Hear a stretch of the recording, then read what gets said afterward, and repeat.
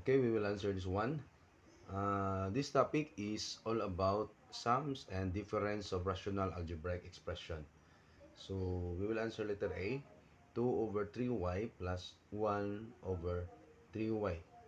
So, meron silang common denominator, di ba?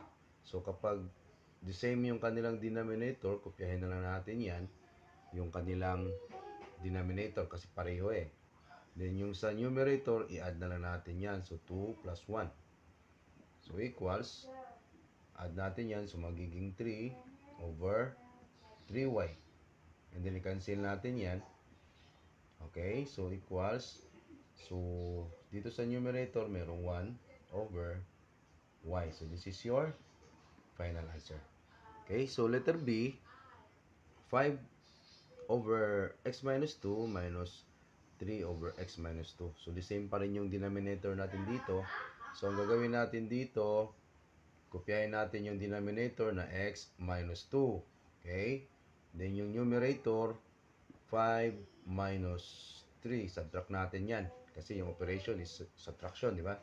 So, equals, 5 minus 3 is 2 over, kopyahin natin yung denominator na x minus 2. So, this is your final answer.